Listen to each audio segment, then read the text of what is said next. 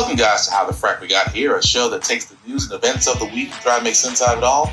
I'm your host, the most Will Buchanan, and on this show, we simply are all about the facts. There are plenty of news stations out there that simply want to do anything short but inform you. Here at How the Frack We Got Here, that's all we believe in. We go up to the left, we go up to the right, we go up to the middle of independence. We go after all sides because there's more than one side of a story to everything, and you need to know it all in order to actually to actually formulate your own opinion. And that's what we try to do here at How the Frack We Got Here. Thanks for listening, and hold on, it's gonna be fun. All right, guys. Today's date, January the 10th, 2024, and this is How the Frack We Got Here. I'm your host, the most Will Buchanan on How the Frack We Got Here. We do take the events of the week and try to make sense of it all. Before we get started, guys, yes, I am still recovering, so I apologize about my voice, but we're still going to work it. As long as I don't sound like Froggy from Little Rascals, we're good.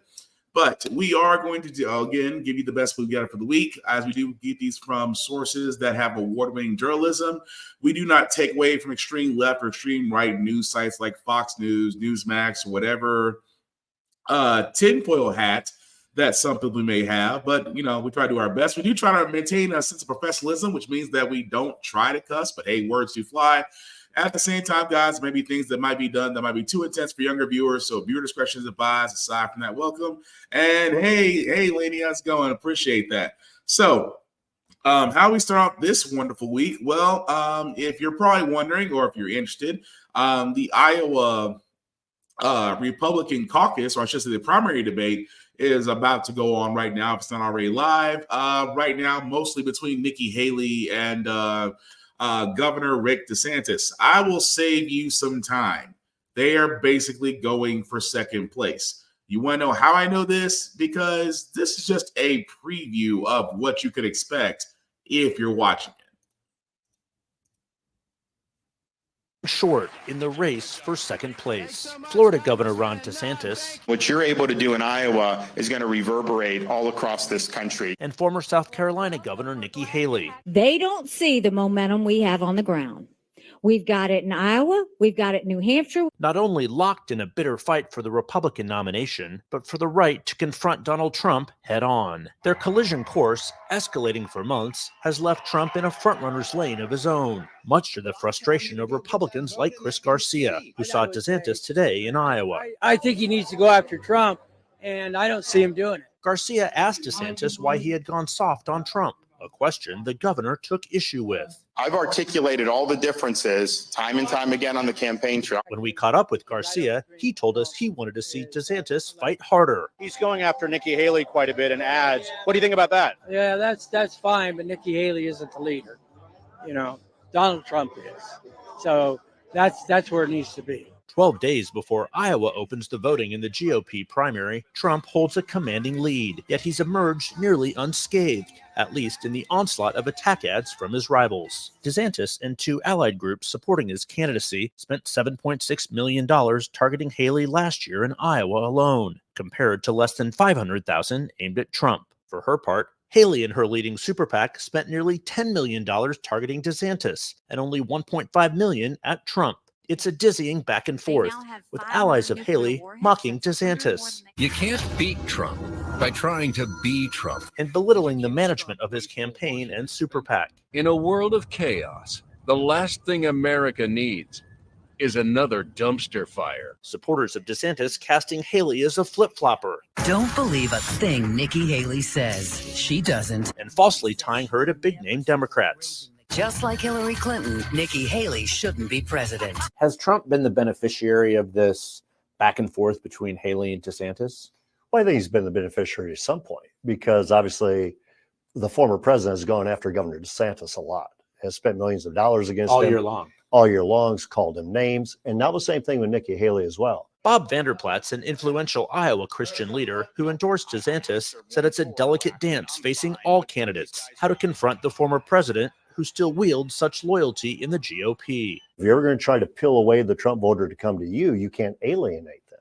Okay, so that's an issue. Haley is closing strong. raising $24 million in the final quarter of last year, more than double her previous quarter. I've decided we need a governor as a Republican nominee. Doug Stout has studied all the candidates and for now is still torn between DeSantis and Haley. It's bad that it's kind of devolved into something where they both seem to be fighting for second.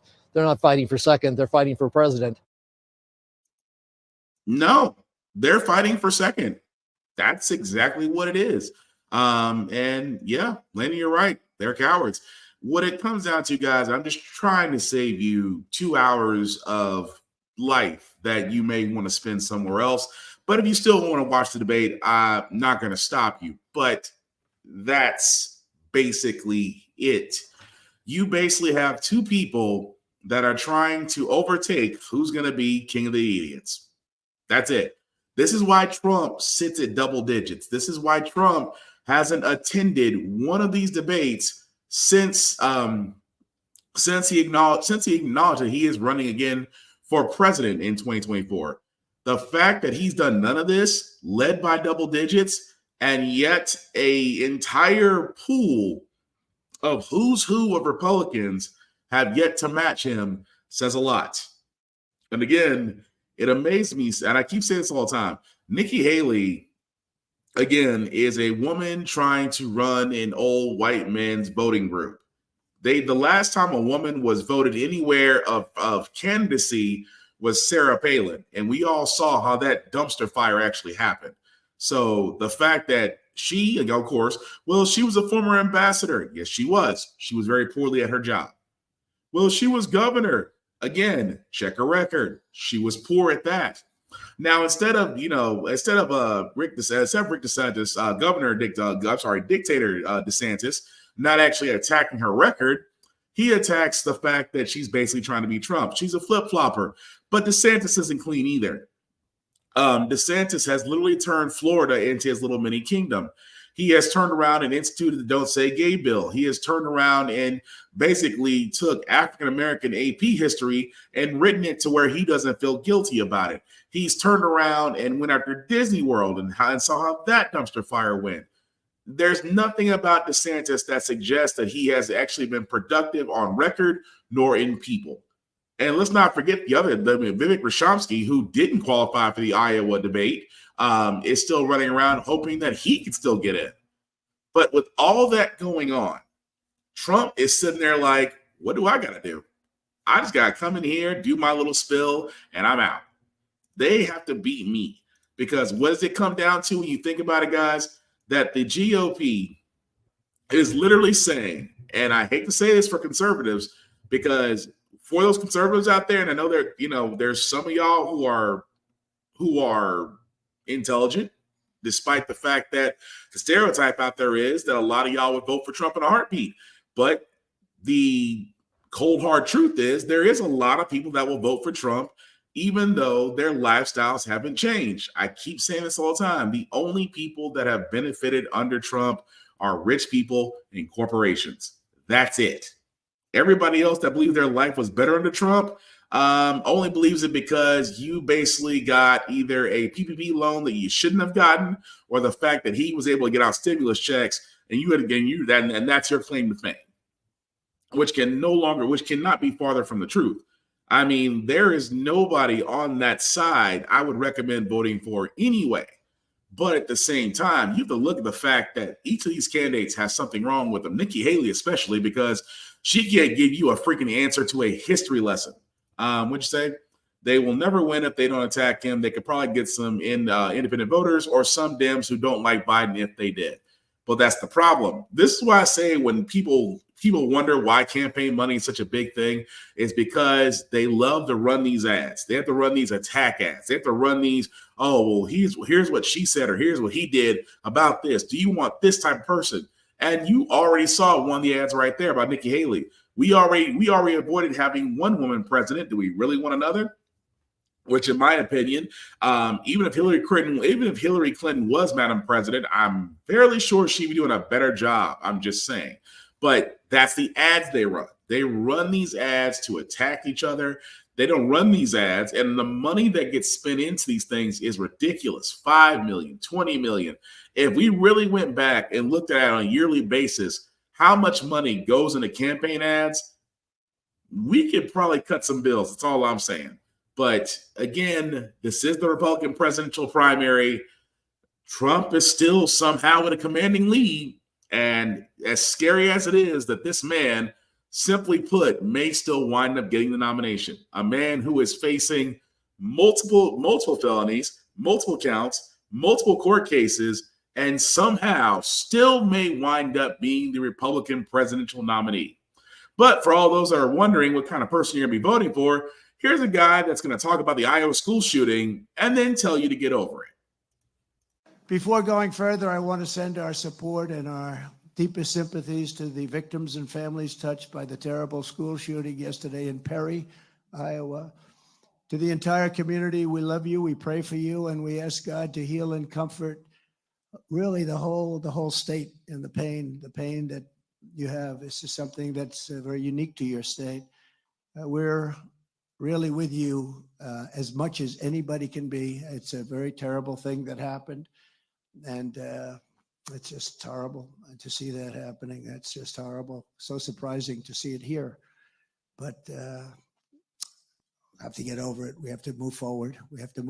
But to the relatives and to all of the people that are so devastated right now, to a point they can't breathe, they can't live, we are with you all the way. We're with you, and we love you and cherish you. We have some big things going in there. I just saw the Supreme Court just before I came. I got some. So I'm just going to stop it there because at that point, it's fairly obvious. The man sat there and was talking about the Iowa school shooting incident that did happen earlier this week. And yet his words were thoughts and prayers. Oh, and we also have to get over it. I mean, how is it that we're at this point that a man like this, do you really want a man like this that's over school shootings or any other type of tragedies and sit there and says, we are with you, we love you, we care for you, but you have to get over it. You have to get over it. We got to move forward. If that does not scream lack of empathy from a guy who is still having quite the number of people still want him as president, and he just downplayed a school shooting. And you're right. You can't make this shit up. You can't at all. And yet this is the same guy that they want running the show. But move right along, guys. There's some good news, bad news situation. I'm going to start with the good news first. There's going to be a new food program that's going to feed kids over the summer, which is great. 35 states are participating in this summer school food program. However, there are some states that are not participating. Mainly some states, including Nebraska and Iowa, said they would not join, labeling the program as an outdated COVID-19 pandemic relief measure. Now, I cannot stress this enough when I see stuff like this. Like, we talk about the cost of everything going up: food, utilities, mortgage, rent, gas, getting a car, getting a home, all the above. Everything's going up on your paycheck. We have screamed the whole talk on time, especially when it comes to schools, that kids are vital. I mean, outside of making sure educators get paid what they should be getting paid and getting the assistance that they should be getting, and that education should be getting the same type of budget that the military gets, but that's a whole nother story. However, the fact of the matter is kids all need food, obviously, because they kind of work a little bit better when you have a full stomach. And we have said this all the time. There are some kids who do go hungry in schools, and that's where the free lunch and the free food program came from. It did actually bridge that gap. And over the summer, that same program kept a lot of kids fed. And so now that we're pushing forward this, and yes, this was in the middle of the COVID-19 pandemic in which that program did actually happen. But again, I'm not mad about that because it actually helped out a lot of families making ends meet. So now that we want to go ahead and we want to move forward and saying, let's establish that same type of program so we can make sure these kids are still being fed, still getting the nutrition, still being able to function. You have those in your Congress, whether it's your state or your federal, that are pretty much saying no. I mean, even in Tennessee actually at this point voted to not take $2 billion. My home state, Tennessee, I call progressively backwards. Tennessee state government decided to turn down $2 billion of federal aid to feed kids for free. That's the crazy part about the whole thing. And yet I've asked my own home state, I've asked those same politicians, how could you vote no on federal dollars? And the answer was always the same, that we don't want to take federal assistance. Okay, do you have an alternative? Well, no, that's more of a parental problem. It amazes me so how these are the same people. And yes, I live in a heavily red state. I understand that. But at the same time, this is an easy answer to a solution. We'll pay for a war. We'll pay for 2 wars. We'll pay for PPP loans to get taken care of. We will pay everything else under the sun. But yet when it comes to our children and our educational system, we seem to be okay with it. And yes, it is crazy. It's nuts. At the same time, I still challenge it.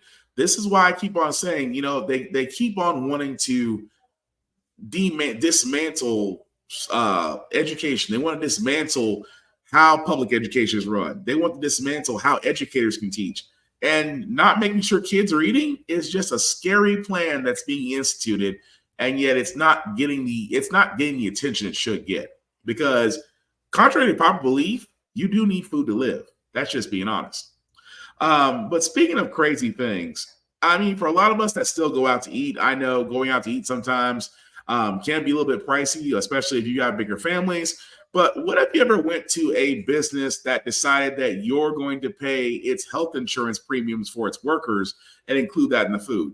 Sounds crazy, right? It actually happened. The doors to Jin Chan's in Cabbagetown have been flooded with people. But now we are, booked out. Every table, every bar seat is reserved, like on the weekends. It's pretty wild. Part of it could be attributed to the unique options for food. We do pizza and Chinese. But something else they've been dishing out has caught the attention of many. Customers paying a 4% health insurance fee for the restaurant's full-time employees. This year it covered every single thing. And it was $2,000 off, which means that 4% is just like, it's almost the perfect amount of money to cover everyone's premiums. The business says it was implemented after their premiums more than tripled. We feel like there's a pretty huge crisis going on with health insurance. No one can afford it. And nothing has worked. Emily Chan and her wife have been doing this for more than a year. They have a message posted as soon as you walk into the door. It's on every menu and on all receipts. The signage also states they can remove the fee without hesitation if the customer chooses not to pay it. But recently they received these threatening messages from out-of-town guests who aren't so happy about it. One in particular was mad about a $2 extra fee. They ate food here, dined in, said nothing while they were here. Sam Hammer, the lead bartender, has been working here for a year and said before joining the team, he didn't have insurance. I don't have money like that. And so I was just kind of like living my life without it. Others we spoke to off camera are happy their dollars are helping others. People who walked in the door and said, hey, I hear what you're doing for your employees. I worked in the restaurant industry and we never had health insurance. Chan hopes this will make a difference in the lives of her employees. Not changing a thing. But also send a message to the entire industry. The only thing I hope that we can change is if Congress does something, then I can just take that line item off completely. Yeah, but there's a problem with that. See, the problem is you just sat there and said, as a business owner, I cannot afford to give my employers insurance, keep a profit, and the doors open. So I'm going to pass on the cost of that to you, the customer. There is a problem with that because that type of business model will only tell the health insurance companies and pretty much the U.S. government, well, hey, if that idea worked and people are paying for it, why do we need to change a thing? Why do we need to change the fact that health insurance premiums are damn near unaffordable? Why do we need to change the fact that health insurance in the U.S. is a for-profit system that's been working great for the 4 major health insurance companies in the US. But the whole idea of this is, I get it. You want as a business owner, as a small business owner, you want to be able to give your employees health insurance. And this might be telling my age, but I do remember at times I was working a job that paid for my health insurance. I mean, fully. And I know for a lot of us that are probably in the same age bracket as myself, you can remember you didn't have to worry about premiums. You didn't have to worry about if this would cover this or this would cover that. Whatever job you worked for at that time paid for your insurance in full. Now, somewhere between there and now, something has happened to where they just don't want to pay it, refuse to pay it. Feels like it's going to take away their profits. Take your pick of any excuse.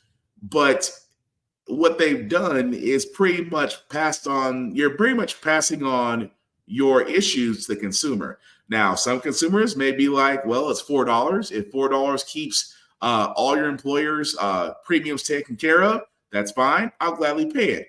But if you're on the other side, it's like, well, why do I need to pay for something that you should be go ahead and offering to your own employees out of your own pocket because they're working for you and your company?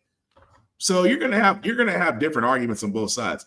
You mean no copay or free meds? I mean, you didn't have to worry about a thing. That's the thing I'm talking about, lady. Like you and me are probably the same age bracket, but you remember a time where you could walk up to your doctor's office and copay was covered, or you can get your prescription from the pharmacy and it was $0. Your insurance covered it.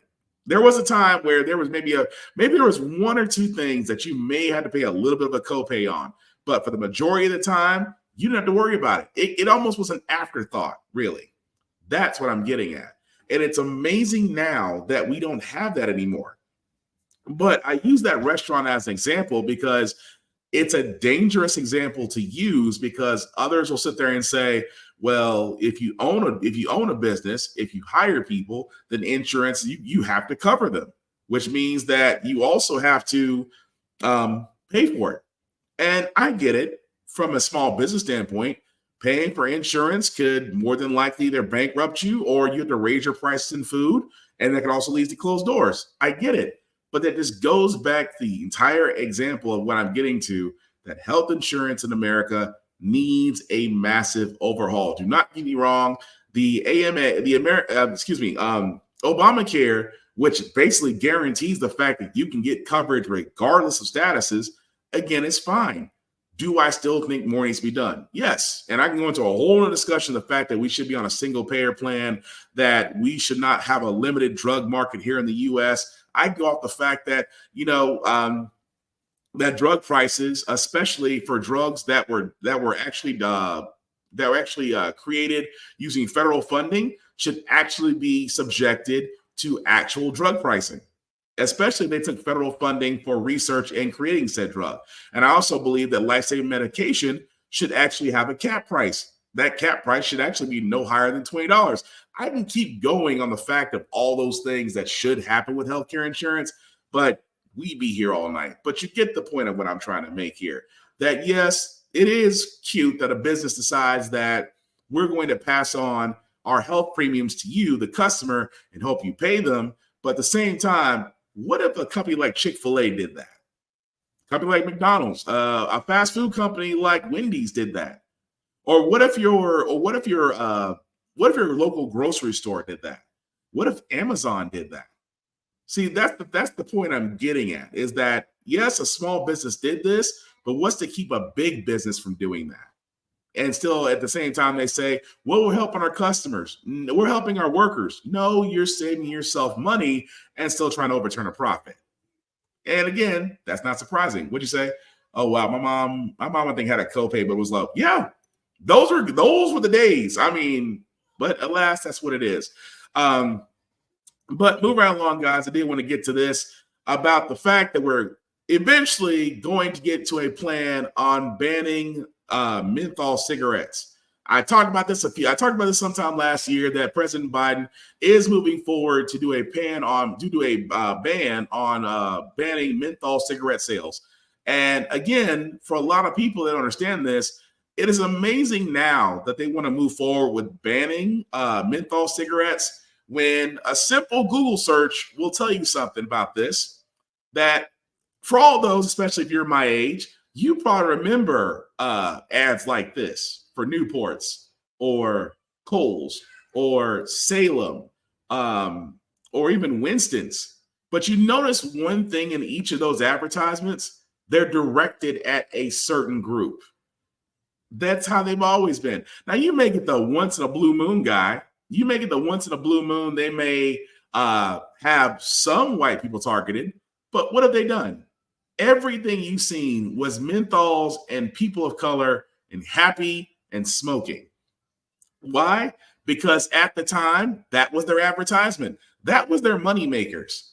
And because of the fact of the dangers of smoking, and I know I could go into that with dangerous smoking, I can go back to of emphysema, lung disease, heart disease, COPD, asthma, things of that nature, that it took 2024 to finally get a ban on menthol cigarettes. And it's still taking us this long because you still have tobacco companies wanting to fight this, because they sat there and said, if you literally ban menthol cigarettes, you will significantly harm the tobacco industry. Well, oh well, that's how it should be, honestly. But again, I digress. But the one thing I also did want to point out is the fact that Democrats in this voting area, again, I'm going to go back to spending again, because you probably noticed why I was mentioning spending so much when it comes to ads. It's not Republicans doing it themselves. Democrats are doing it as well. They're spending $35 million targeting voters of colors in House races, which basically means that the Democratic Party is going to be spending $35 million targeting Latino, Black, Asian American, Pacific Islander, and Native and Hawaiian voters. Why? Because much like the Republicans, they have the hardest time connecting to us. And I know for a lot of people out there are going to sit there and say, "Oh, what have the Democrats done for us? What has Biden done for Black people? He didn't do anything for me."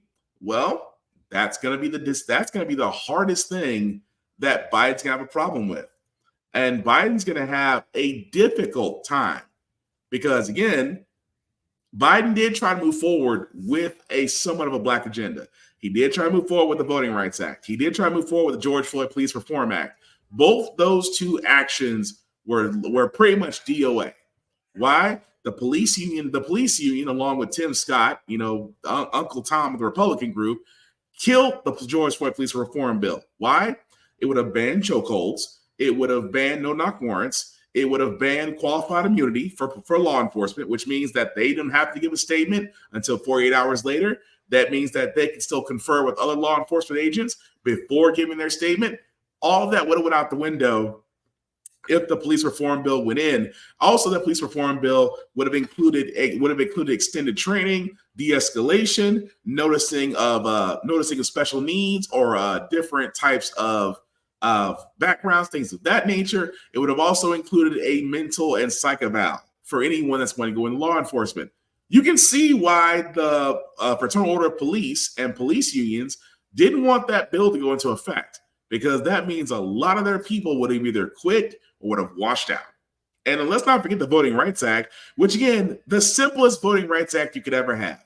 Making Election Day a national holiday, which means that you don't have to work on Election Day. You could actually go vote and not have to worry about working and then somehow getting to the polls and still voting. And also, it would have done automatic registration. Why? Because every person that's ever got a driver's license or signed up for selective service is automatically entered in as a voter, which means that you don't have to go to a specific polling station. You don't have to bring a voter ID. You don't have to bring your ID or anything of that nature to get re-registered or change things. You would have been automatically put in. They didn't like that one either, which to me is mystifying. Like, how in the world would something as simple as the Voting Rights Act be a problem? Oh, because Republicans don't like when people vote. That's what it is. But getting back to what I said about Biden, and again, he's going to have a hard time with Black people. I want you guys to watch this, and I'm going to explain where the problem is, not only with Biden, but with every Democrat that decides to come to Black people. If you really care about the lives lost here, then you should honor the lives lost and call for a ceasefire in Palestine. Ceasefire now! Ceasefire now! Ceasefire now! That's all right. That's all right. That's all right. That's all right.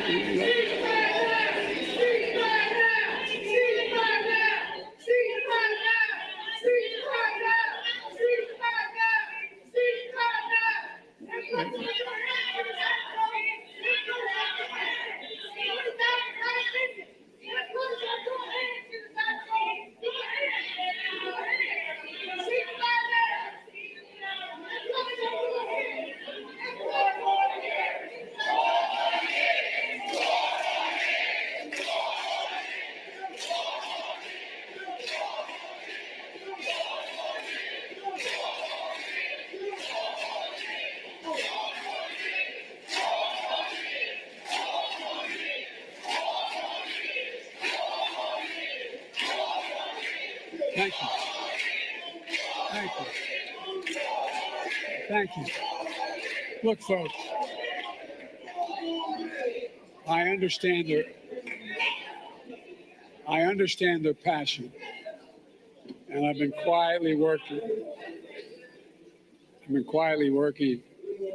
with the Israeli government to get them to reduce and significantly get out of Gaza. I'm using all that I can to do that. Okay, so I'm going to stop it right there just because he's going to go into that. He's going to do an explanation. He's currently, that was right there when he actually went to go visit the same church where Dylan Roof decided to kill 9 black people. As you can see there were protesters there calling for President Biden to do a ceasefire because between Israel and Gaza. Now, look, the thing that kills me is it's like we are funding Israel. No matter how you cut the mustard on this, we're funding Israel. Could Biden have called a ceasefire? Yes, he could. Or he could stop paying Israel. The U.S. could stop paying Israel, and let's just say Israel wouldn't last. They are truly the welfare queens of the Middle East when it comes to us. Now, he didn't address that. He said, I admire their passion, but you notice that every time that is brought up, he's like, well, we're working behind the scenes. Israel is bombing Gaza. Israel has been bombing Gaza, has been bombing journalists, hospitals, doctors, and yet you're saying you're working behind the scenes. But leave it to Biden of all places, because like I said, where he's at, Mother Emanuel AME Church. Again, this is the problem I keep pointing out, because again, this is Charleston, South Carolina. Again, where Dylan Roof, just a little over 2 years ago, murdered 9 people in a church because, well, he wanted to murder black people. And here's the thing I have about this. Yes, welfare queens. That's the true welfare queen. There's no doubt in my mind about that. But here's the problem I have with Biden, because every Democratic president does this. What they do, when you want to reach certain people, you go to the places of gatherings. I mean, let's be honest, for most affluent blue collar workers, you may see a president go to a factory or go to a farm, or if it's more education based, you may see them at a school, or you may see them at a some sort of STEM area. But for certain people, and I said, and this is just me, and if I'm alone on this, I'm alone on this. But why is it that whenever there is a Democratic president or Republican president nominee, because sometimes Republicans will try, even though they really don't, why is it that they always come to a church for black people? I mean, that's a thing that has bothered me as a voter, but it's also bothered me just as a citizen. Like, you could have came any place else, but you chose a church. But you made sure it was a popular church. And you made sure it was a church with a high-ass population. At the same time, when you have a moment to speak, the things that you say, you don't really say anywhere else. Like Biden did when he had the chance. 17, 2015, the beautiful souls, 5 survivors, invited a stranger into this church to pray with them. The word of God was pierced by bullets of hate, of rage, propelled by not just gunpowder, but by a poison. Poison that's for too long haunted this nation. What is that poison? White supremacy. Oh, it is. It's a poison. Throughout our history, it's ripped this nation apart. It says no place in America.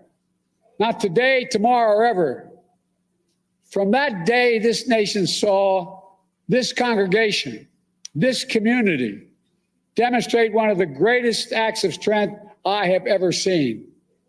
I mean it sincerely from the bottom of the act of forgiveness, the act of grace. It was as President Obama sang from here, Amazing Grace. You changed hearts. You did something that may not have happened but for your courage. You brought down the Confederate flag in South Carolina. You brought it down. No, you did. And you helped the nation heal. You showed what America can overcome, what we can be when we want to be something. Now, from all of that, did anybody get anything? Again, this is a guy who wants your votes, who came to a church where a tragedy happened to sit there and remind the people of what actually happened, to sit there and say that, oh, yes, because we understand that white supremacy is a poison. No, white supremacy is terrorism. Let's call it what it is, folks. White supremacy is terrorism. And if anything was going to possibly change, then on January 6th, all of those napkins should be labeled as terrorists. All those napkins should be treated as terrorists. And all those napkins would not be trying to be protected by the current Speaker of the House. This is why I'm sitting there saying, guys, when it comes to certain things that they talk about, it's merely lip service. And he said nothing about Black people in that, saying, oh, we admire your courage. We admire your strength. We admire that you said amazing grace and kept to your faith. And because of that, the Confederate flag came down. You mean the battle flag of a losing team that every napkin loves to parade around, put on the back of their trucks, or use as a bikini in some form or fashion? You're talking about that flag? The same flag where they try to sit there and say, well, that's my heritage. The same flag that was defended and talked about in social media groups for a good 6 months, that Nikki Haley herself, who was the governor of South Carolina at the time, refused almost to a certain point to bring the flag down completely. But you're going to sit there and say, well, the Confederate flag finally came down. President Biden, what are you going to do? My question would have been, President Biden, what are you doing for Black people in 2024? What are you doing for our vote? Are you going to finally go after law enforcement for police brutality against Black men? Are you finally going to look into the fact that diversity hires have fallen since affirmative action was gutted because 4 Asian students felt like they couldn't get into an Ivy school because of their race, which may have set back people of color by you taking out that one piece? Or what about the fact of we're not looking to the fact that most of your CEO, most of your corporations don't have a person of color as a CEO or in a high-stakes position? Are you going to change the fact that funding and lending and government grant programs haven't been going to people of color since the 1980s? How do you plan to change that? See, this is the things, if I ever had the chance to ask the president, I would ask. Because for the simple fact of the matter, this is the problem with Democrats. You come in, you do a show, and you leave. You come in, you do a show, and you leave. I take it back. You come in, you do a show, then you warn us of the danger. It's like you're telling us the big bad wolf is around the corner and he's already on house 2. And that's a thing that I just don't get. And you're right. Separation of church and state, I fully agree. And I'll be honest with you, I understand. And don't get me wrong, I understand for a lot of people are going to be sitting there saying, well, Will, you don't get that the church used to be the gathering place for a lot of African-American communities. I understand that wholeheartedly. I do.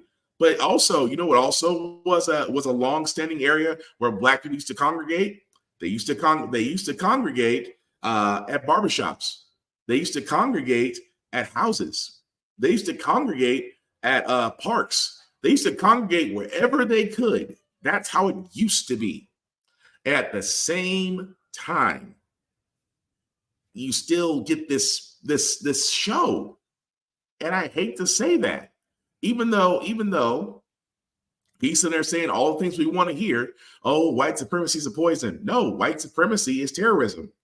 At the same time, when you're trying to campaign for people of color, you need to give them what they need, or you need to be able to take the fact of questions they're going to ask of you.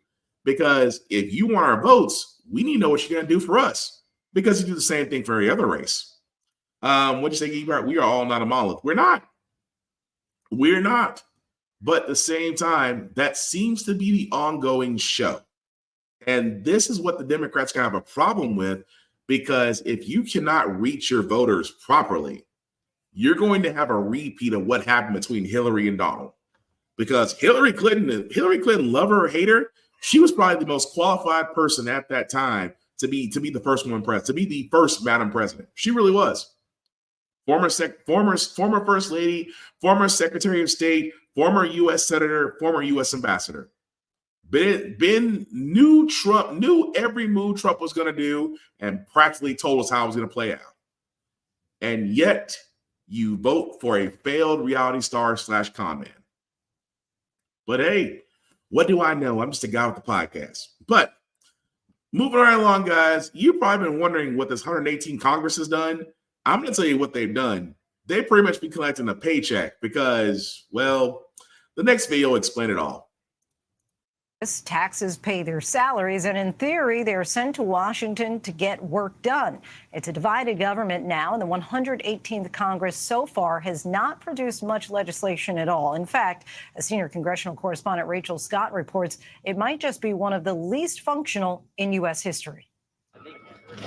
On Capitol Hill, Democrats and Republicans don't often see eye to eye on the issues. But there is one thing both parties seem to agree on. This is the most ineffective Congress that we have seen. Shame on us, both parties. We sold the American public out on everything. It's been challenging. It is an unproductive Congress. So far, only 34 bills have passed both chambers in the 118th Congress, putting it on track to be one of the least productive congressional sessions since the Great Depression. It was also one of the most chaotic. Are you so confident that you can pull this out? 6 failed votes? Yeah. Last year, Kevin McCarthy secured enough votes to be Speaker after 15 rounds of voting. Excuse us. Only to be voted out by his own party months later. I do, so help me God. Congratulations, Mr. Chairman. It was also one of the most aggressive. Sir, this is a time, this is a place. If you want to run your mouth, we can be two consenting adults. We can finish it here. Okay, that's fine. Perfect. You want to do it now? I'd love to do it right now. Well, stand your butt up then. You stand your butt up. Oh, hold on. Big guy. Oh, stop it. Active. Oh, okay. Sit down, please. All right. Most bizarre. No, I did not elbow him. No, I would not elbow him. I would not hit him in a kidney. This is evidence Chairman, of Hunter Biden Chairman, making sex. and Excuse me, this is my time. unbecoming of- Making pornography. And downright strangest sessions in history. Why won't you address any of the allegations in the report? Did you use campaign funds to it's pay for not- it's Botox, to not- pay for rent? It's not smart to do that. The defiant New Jersey Senator Bob Menendez amid federal corruption charges, breaking his silence. The senator, along with his wife, accused of taking hundreds of thousands in bribes in exchange for influence, including selling state secrets to Egypt. Or as Democratic Representative Eric Swalwell puts it, An absolute show. some of those 34 bills passed this Congress were non-controversial, renaming veteran affairs clinics and minting a coin to commemorate the Marine Corps anniversary. The House is controlled by Republicans. The Senate is controlled by Democrats. There's a Democratic president in the White House. Even comparing against other periods of divided government, 2023 was definitely not a high watermark for Congress's productivity. And their biggest legislative accomplishments were bills that had to be passed to keep the government funded or to avoid catastrophic default. The 34 bills, a far lower number than previous Congresses under President Trump and President Obama. I want my Republican colleagues to give me one thing, that I can go campaign on and say we did. As the 118th Congress resumes in this key election year, major issues like guns, immigration, and funding for Ukraine and Israel hang in the balance. It's not just about the distance between the parties. A lot has been driven by these internal rifts within the Republican Party, especially in the House. And with Republicans shrinking majority in the House, all members will need to be present for votes, possible bruising impeachment battles against President Biden and top officials. And what is the crime you're investigating? And documents. High crimes, misdemeanors, and bribery. What high crime and misdemeanor are you investigating? The only way forward is a word not often heard on Capitol Hill. Bipartisan compromise. But there's little evidence Republicans and Democrats are ready to do that. They go through their litany of legislation that they've passed, but it's passed the House. It's not become law. Total surrender. We've done nothing. And there's not much hope things will change. So again, 118 Congress. This was the Republican answer to Biden at the time, to Biden's majority when he had the House and a simple majority in the Senate. And the Republicans were like, we're going to take back the House. We're going to get America on track. We're going to do this. We're going to do that. They were sworn in just this January of 2023. They were sworn in. And yet, what has been done? 34 bills, the lowest out of any Congress. At the same time, they're all getting paid. All of them getting paid.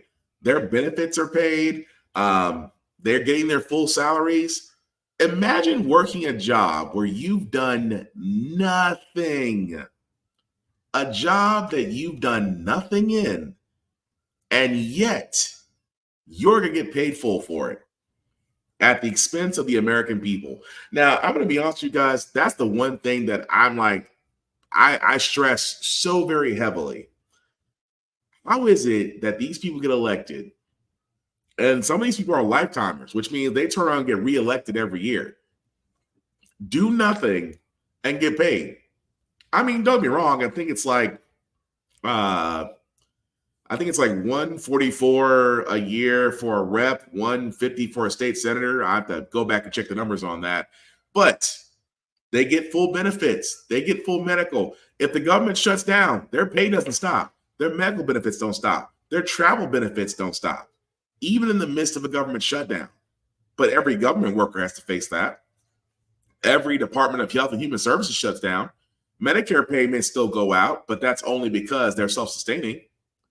But imagine a full Congress that has done nothing, and that very same Congress is still getting paid. How does that not piss off the American people? I mean, do I think there needs to be some rules put in place? Absolutely.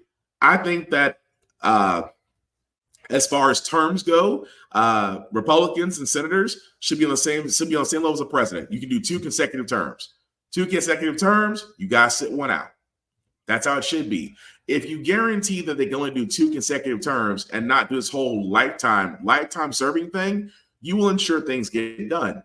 At the same time, there needs to be a vote of confidence that should be done by the people, which means that if you believe that your representative or your senator is not doing right by the people, then there should be a vote of confidence put in, a vote of no confidence put in by the state where it does hold an election to see if said person is fitting the bill. And if the majority rules, whether it's for or pulling, it should happen. Why? Because we need to give the American people back some control. Because again, we just talked about a Congress that got paid for doing nothing. And yet we have nothing to show for it, because they'll gladly take out our taxes. They will gladly keep spending, at the same time be completely content with pointing the finger at each other while still getting paid for a job that they are not doing. That is beyond messed up. But I digress. Moving right along, guys. This is probably going to give me some more phobia for a guy that does not like to fly. I'm actually terrified of flying. But imagine you're on a plane. And I know for a lot of people, they'll sit there and say all the time, well, safety is flying in the air is the safest way to travel, blah, blah, blah. Yakety schmackety. You can tell me all you want to. There's just something about being up in the air in a tin can that just does not make me feel comfortable. That being said, imagine you're in a brand new plane and all of a sudden one of the doors blows off and you are now making an emergency landing in a depressurized cabin just to make sure that everybody lives. Sounds like an action movie, right? Unfortunately, this actually happened. New images tonight showed the focus of the NTSB's investigation. The gaping hole where a sealed and plugged door hole blew out in a violent explosion as the brand new Alaska Airlines plane was flying at 16,000 feet on its way from Portland to Ontario, California. The pilots wearing oxygen masks forced to make an emergency landing back in Portland. Alaska, 1282, we just did pressure. We're declaring emergency. We need to descend down to 10,000. There was a big boom or a mini explosion in the rear of the plane. Today, passengers described a terrifying flight. Moisture and fluid, almost like a cloud rushing from the front of the plane to the back of the plane. Blew my hat back.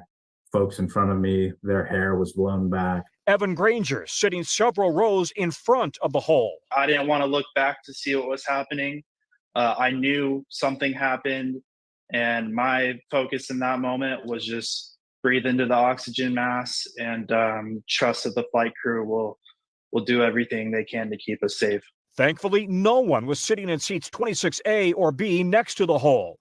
But the NTSB chief says nearby seats are twisted and bent. The empty seat's headrest and seat cushions missing, sucked out of the plane. A teenage boy sitting one row forward had his shirt ripped off. It happened behind the plane's left wing. An emergency exit door hole cut in case airlines want to carry more passengers. Otherwise, that door is plugged and sealed, leaving an ordinary window. Investigators will be looking at whether that plug was properly bolted and placed during manufacturing. Inside the plane, the wind violently pulled the cockpit door free, slamming it against the lavatory. Damage throughout the plane. Had the explosion occurred at cruising altitude, it could have been catastrophic. Something like that at 34,000, 35,000 feet, it's not just cold weather you're looking at a lack of oxygen and pretty significant consequences very early from that lack of oxygen and folks in the cabin. Tonight, with the FAA grounding the MAX 9, airlines around the world have been forced to cancel hundreds of flights. In the U.S., Alaska canceling 170, United 180, saying it's waiting for the FAA to provide directions. And Tom's with us now. Tom, we've heard the plane's black boxes have now arrived at NTSB headquarters in Washington. What's next? Yeah, that's right. And investigators are interviewing the crew today, and they're also still asking for the public's help in finding the door to that MAX 9 that blew out. Kate?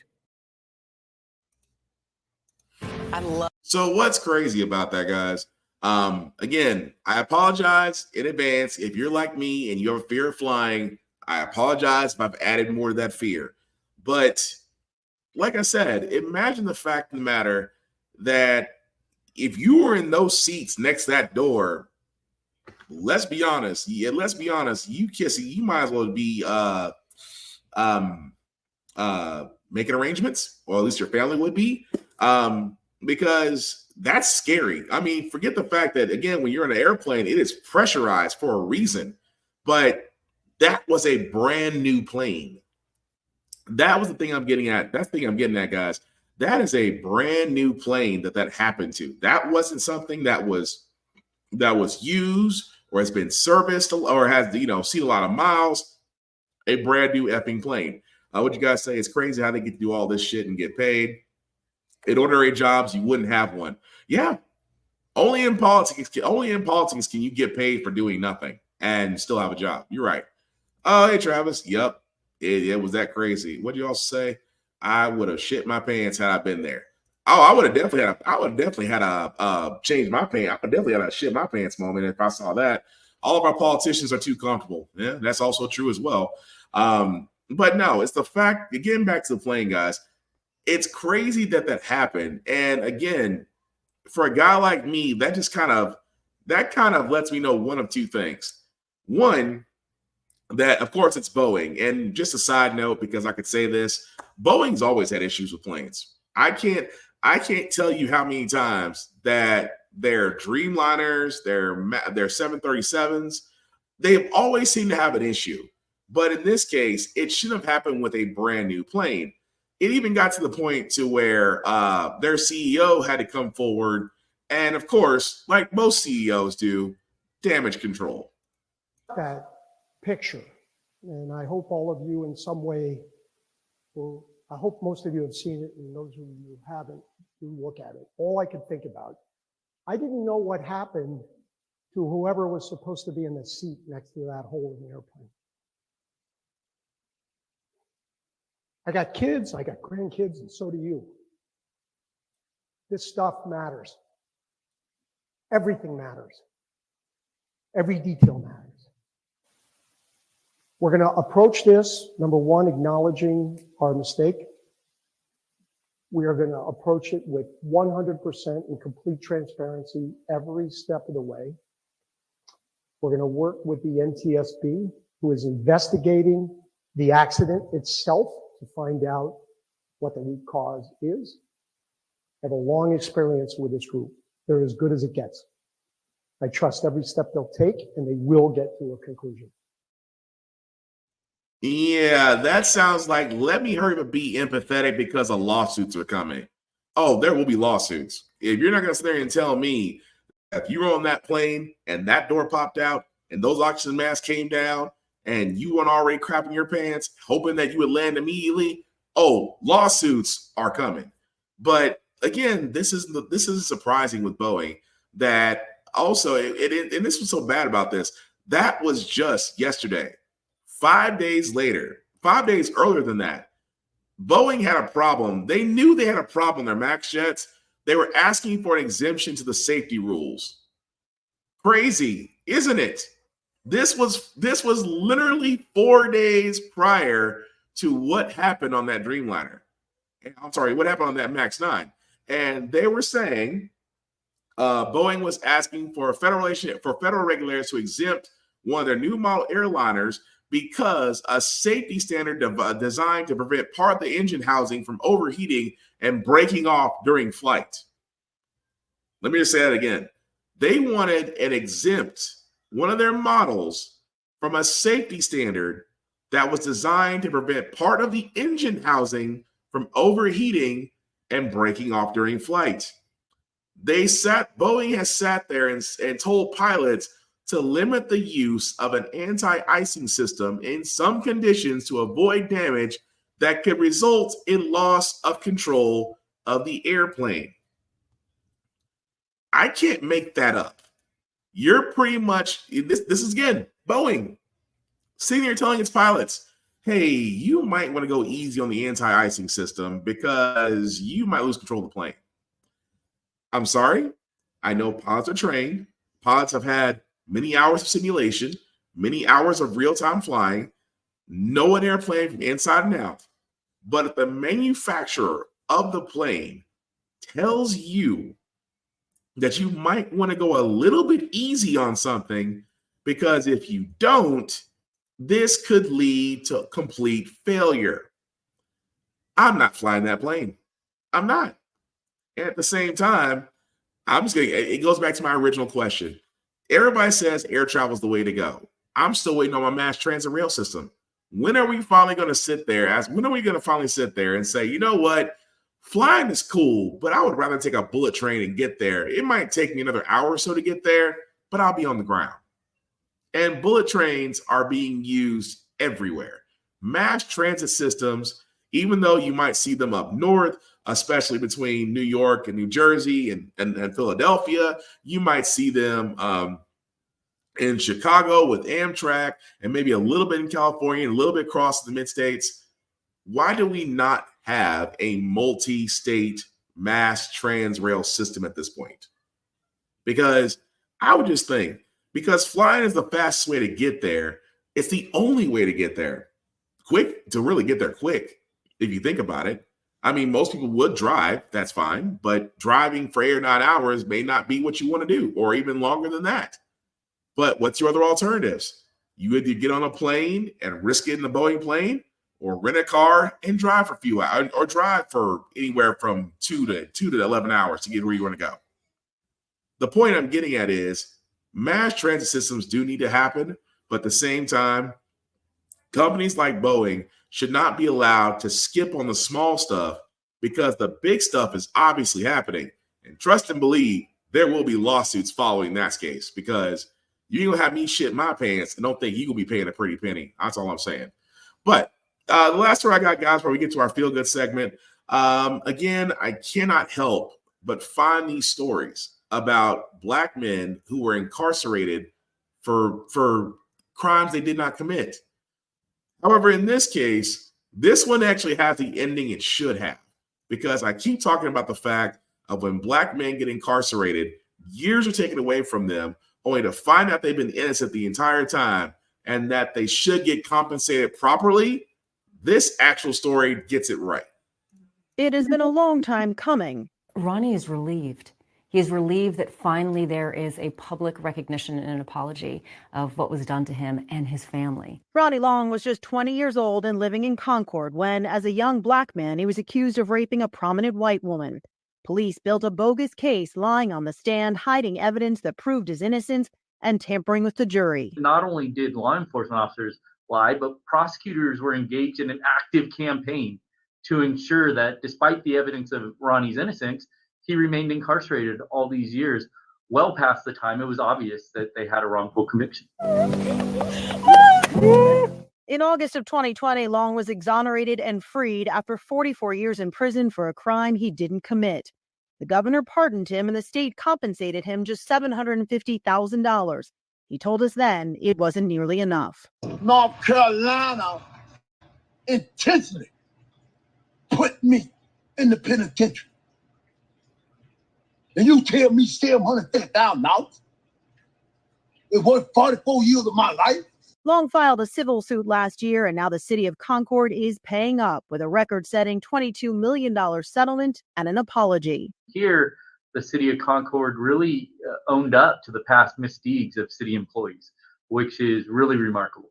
I don't know of any other case where a municipality has issued such an apology as part of a civil settlement. As part of the settlement, the city of Concord, quote, acknowledges and accepts responsibility for the significant errors in judgment and willful misconduct by previous city employees that led to Long's wrongful conviction and imprisonment.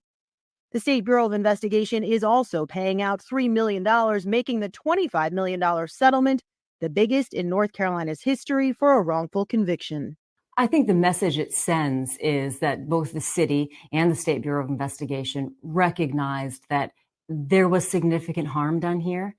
And although money can't fix it, I think symbolically, when it's a large number like this one, I think that sends an equal message of apology. Does the number sort of indicate how egregious the case was? I think it's a big indicator of how egregious this case was. Oh yeah, that's a big number. It's a big number for a reason, because how do you account for 44 years of your life taken away from you? You went into jail at 20 years old. You didn't come out until you're 64. It's 44 years of your life taken away from you. 44 years that law enforcement, prosecution, and the court were all willing to send your tail to prison for 44 years. And at the end of it all, you're exonerated. Great. Well, here's $750,000. I don't blame him. I don't blame him. That doesn't take away from any of those other cases where some gentleman may have been thankful, may have been humbled. I'm not talking about them. That man, how he said it, was exactly how I knew how it should be said. You take away 44 years of my life and you give me $750,000? No. 25 million sounds a lot more like it, because you taking away that man's prime working years. You took away 44 years where that man could have worked, started his own business, went to school, things of that nature. You took his prime years. Yes, he should get 25 million. And you are exactly right. I hope it's tax. It should be tax-free. The state should pay taxes on it. But the other thing that I get from that is, if the law enforcement, if the cops are involved, if the state prosecutors that are involved, if anyone is still alive that is involved with sending that man to prison, why aren't they facing charges if they're alive? Now, again, 44 years could be a lot different, but I would think that outside of exoneration, those that actually led to his incarceration need to be facing justice. But again, guys, we keep finding these stories, and I'm going to keep bringing them up because these are stories where we literally see Black men being incarcerated for nothing that they've done. Years are taken away from them. At the same time, you get an apology. No. Apology comes with money. Apology comes with zeros. Apology comes with those that put these men in jail, in prison for no reason, are the same ones who should be serving the same crime that they try to put those men in there for. That's what it should be. But I don't blame that man. Get that $25 million, sir, and live your life. Because, like I said before, a good chunk of his life was taken, and no amount of money ever bought back a second of time. Yep, I completely agree. Apologize to these nuts. But with that being said, guys, we are going to move on to our feel-good segment because usually on How the Frack We Got Here, we do cover a lot of things that are doom and gloom. Sometimes make these old faith in humanity, but hey, it's Wednesday, it's hump day. We're trying to leave you guys out some good notes, some good vibrations, some positivity. And this doctor who's retiring, I'm going to be honest with you. I hope when I'm 60, I can move like this guy. I'm living my best life. We're back now with our play of the day and one doctor making the most of his retirement announcement. Lara has that for us. Good morning. That is an understatement. Good morning to you, Michael. So this doctor is ready for a night at the Roxy. Frankly, Dr. Philip Masterson rolling into the sunset, if you will, celebrating his last day as an emergency room doctor with a new set of wheels. Oh, his wow. 26-year-old daughter, Nicole, capturing the moment. Her dad has been an ER doctor at a Dallas hospital for 30 years. So, guys, you can imagine the pressure he has worked under for 3 decades. But now it's time to let it roll right off his back. He's got some skills Yeah, there. he does. Wow. The way he's moving out there. Not need to be in the ER. Yeah. Doing that. Dr. Masterson's retirement celebration comes just a few weeks out of his 70th birthday. He's been roller skating since 16. I know. Wow. 7 years so young. And people on TikTok are just loving his energy. One person said, I just know he was great with his patients. He must have been. I mean, what a wonderful energy he's given us this morning. All I can sit there and say is, when I do I want to be like that. That dude was moving. And also at the same time, that's not the only time that man has done that in the ER. I'm just saying. But definitely want to make sure that Dr. Philip Masterson, happy retirement, sir, because again, Black don't crack. We just season well because we've been seasoned from our souls. That being said, guys, that's gonna basically cut it for here, guys. Again, I apologize for my voice. What do you say, Kelly? At the skating rink every Sunday.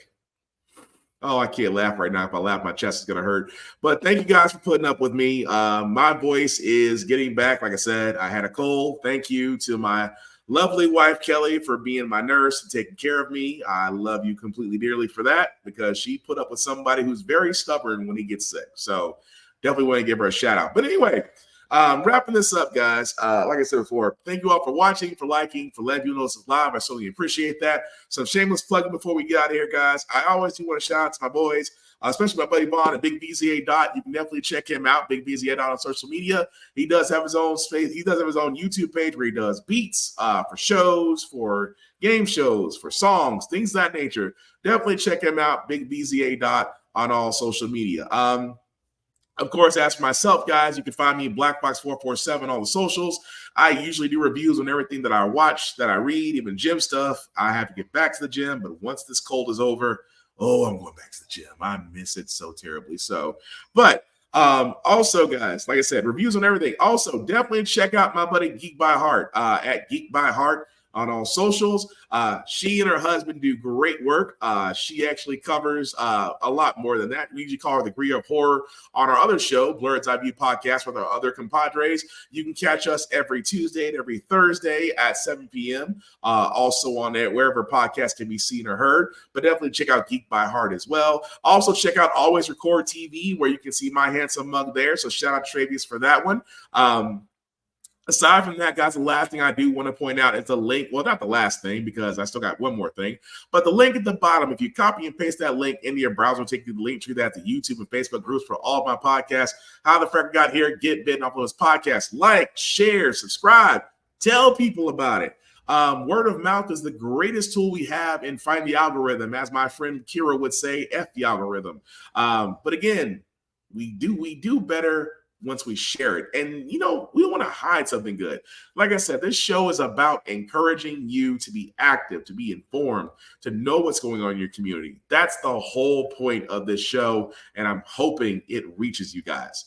But the last thing I want to talk about, guys, is the fact of we see many other streaming shows out there, streaming services, Amazon Prime, Hulu, Netflix. We see them drop content, add content, and we've seen them recently go up in price. And you're probably wondering, like, you know, or like I am, do I really need all these streaming services?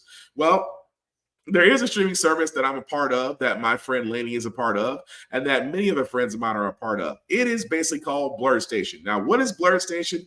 Blurred Station, as I like to call it, is what Netflix wishes it could be. It is a streaming service for people of color and for blurs to enjoy. What do they have? They have comics. They have anime. They have movies. They have TV shows, basically made for us, by us, for us to enjoy. I cannot tell you the immense amount of talent that is behind this. I can only simply say that, guys, it is definitely worth it. So if you are interested in about Blurred Station Plus, you can go to blurredstation.com. And if you want to join us, definitely hit the Join Now button. Once you go to the Join Now button, if you'll be so kind to go to Blurred's Eye View Affinity membership. And from there, under Affinity Influencer Partner, you can really select anybody there.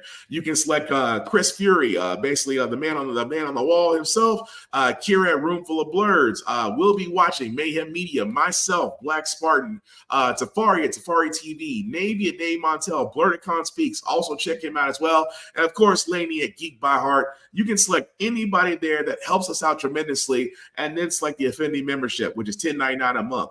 Yes, $10.99 a month that you can sign up for Blurred Station and enjoy it. You know what $10.99 a month it gets you? It gets you Blurred Station, and then you can still get something to eat. That to me is a bargain, considering the fact that everybody's prices are going up. And you're also wondering about the Affinity membership. Well, the Affinity membership, guys, is that if you pay $10.99 a month for 36 months at Blurred Station, what that means is you have the opportunity to own a piece of Blurred Station. You get the ability to own a piece of a media giant. Is what it should be. And trust me, if you ever want to own a piece of Apple TV, of Amazon, or Netflix, and you don't want to go through E-Trade or Fidelity Investments or Merrill Lynch and pay an assload amount of money just for one share, this is much easier, and it's only going to grow. I'm only telling you guys this because that's how much faith I have in it. And definitely like, share, and subscribe to everyone. Thank you so much, Laney, for that. But again, check out Blurred Station because, again, there's so much there. And I love the fact that it's for people of color, that it's for blurs and nerds. And again, it's going to be great. Hope you enjoy it. But the last thing to say about How the Frack We Got Here, guys, it's all about staying informed. We're not trying to reinvent the wheel. We are simply giving you all the information allowing you to make up your own mind, but we do provide a logical perspective that goes along with it. We do better as society once we're informed. We're progressive. We move forward. We try to change. We try to right the wrongs by making decisions now that we should have done back then, like electing our first black president, electing our first black woman to the Supreme Court, electing our first black woman to the Federal Board of Governors, electing our first black woman to be our National Cybersecurity Director.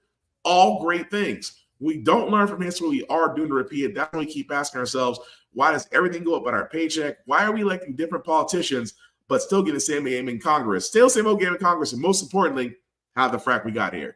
Again, guys, thank you all for watching. Thank you all for putting up with me and my voice. I certainly appreciate that. Keep the conversations going in the chat because I want to know what everybody's thinking. But above all else, be nice, be kind, be patient, be loving, be accepting, be forgiving, and most of all, be active. Take care of yourself, take care of each other, guys, and we'll all get through this. Peace.